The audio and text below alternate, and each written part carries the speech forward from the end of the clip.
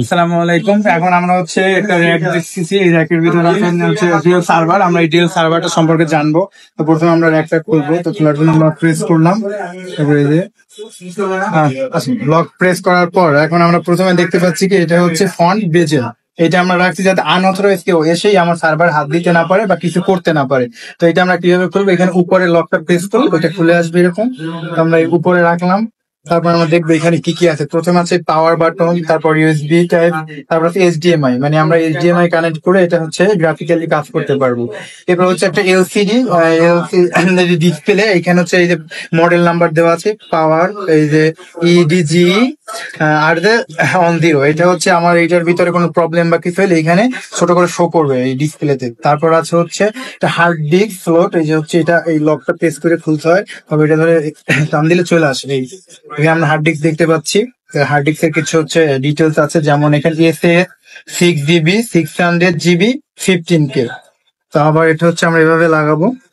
এইখানে রাখার পর সুন্দর করে রাখবো। রাখার পর প্রেস করলে এটা চলে যাবে। তারপর একদম ভিতরের দিকে যাওয়ার পর এটা প্রেস করলে হবে। তারপর এই পাশে আছে হচ্ছে বে। তো এগুলো আমরা এমটিইউ বলি, যেহেতু এগুলো এখন খালি, এগুলোর ভিতরে কিছুই নেই, তো এই জন্য এগুলোর আমরা এমটি বলতেছি।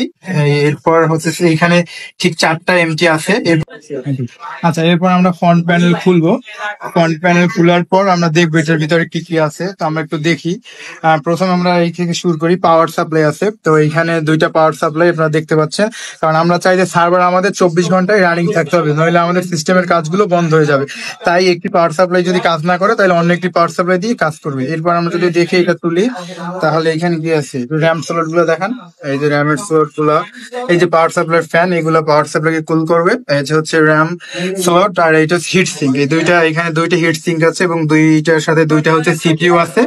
আর এই র্যাম স্লটের সাথে এই পাশেও র্যাম স্লট আছে। তো এই এটা হচ্ছে একটা হচ্ছে A1 আর একটা হচ্ছে B1। তো আমরা A1 এ যেভাবে র্যাম লাগাবো, B1 ও ঠিক সেভাবেই র্যাম কানেক্ট করবো। তারপর এই পাশে যদি আসি, আমরা দেখতে পাবো কুলিং ফ্যান।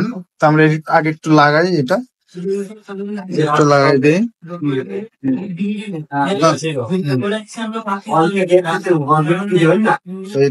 কুলিং ফ্যান, এই কুলিং ফ্যান আছে 1টা 2টা 3টা 4টা 5টা। এই 5টা ফ্যান মূলত আমার এই সার্ভারকে ঠান্ডা করার জন্য কাজ করে, যাতে এটার যে তাপগুলো আছে এটা যেন পরিবাহী হতে পারে।